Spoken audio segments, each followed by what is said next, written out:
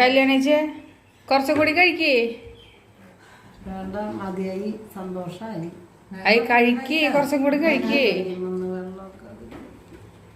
കഴിക്ക് കല്യാണിച്ചേ. എനിക്ക് വേണ്ട, മതി. ഇഷ്ടായ കറിയൊക്കെ? കറിയൊക്കെ ഇഷ്ടായി മോളെ.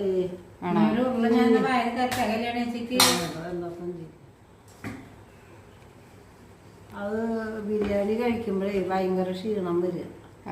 അത് കൊഴുപ്പുള്ള കാരണം ബിരിയാണി ഒന്നും എനിക്ക് കഴിക്കാൻ പറ്റില്ല. ഷുഗറും കൊളസ്ട്രോളൊക്കെ ഉള്ള കാരണേ ബിരിയാണി കഴിച്ചു കണ്ണു തുറക്കാൻ വയ്യ. ചപ്പാത്തി കഴിച്ചാലും അങ്ങനെയാ, ബിരിയാണി കഴിച്ചാലും അങ്ങനെ തന്നെയാ. ഇത്തിരി കഞ്ഞി കുടിച്ചാൽ സുഖ. കഞ്ഞി അല്ലെങ്കിൽ വേണ്ട, ഒരു ഇടിയപ്പ എന്നിട്ടെങ്കിലും കഴിച്ചാൽ മതി. ശരി. കറികളൊക്കെ ഇഷ്ടായില്ലേ? പോകുമ്പോ കുറച്ച് കൊണ്ടോക്കോളൂ കേട്ടാ വീട്ടിലേക്ക്.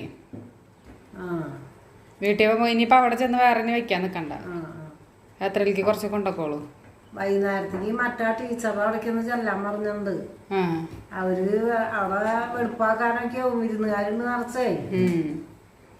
ഇവിടേക്ക് ഉച്ചക്ക് നിങ്ങൾ ക്ഷണിച്ച കാരണം ഞാൻ വന്നതാ. ഞാൻ എന്തായാലും ഇനി കഴിച്ചിട്ട് ഇനി പോകുമ്പോഴേ കുറച്ച് കൊണ്ടൊക്കെ ചായ കുടിച്ചിട്ട് പോവാൻ, തിരക്കൊന്നും ഇല്ല. ഇനി അവിടെ കുറച്ച് നേരം റെസ്റ്റ് ചെയ്തോളൂ. അവിടെ കിടക്കണേ കിടന്നോ കുറച്ച് നേരം. എവിടേക്കൊന്ന് പോകും വേണം, അവരൊന്നും വല്ലതും തന്നായിരിക്കും എനിക്ക്.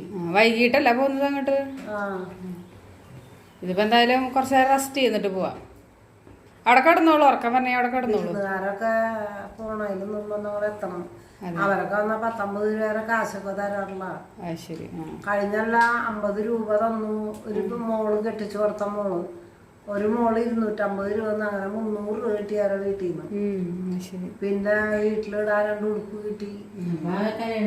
വർഷം ഗുണം കഴിയാനായില്ല. 250 രൂപ കിട്ടിയില്ലേ? 250 രൂപ കൊണ്ട് എങ്ങനെയാ ഒരു വർഷം കഴിയാ? അത് പറ്റും. കഴിച്ചിട്ട് എഴുന്നേൽക്ക്, പോയി കിടന്നോളൂ. അതൊക്കെ ക്രിസ്മസിന് വരുമ്പോ ഒരു സന്തോഷത്തിന് തരുന്നതാ. അതെ കിടന്നോളൂ പോയിട്ട് കേട്ടാ.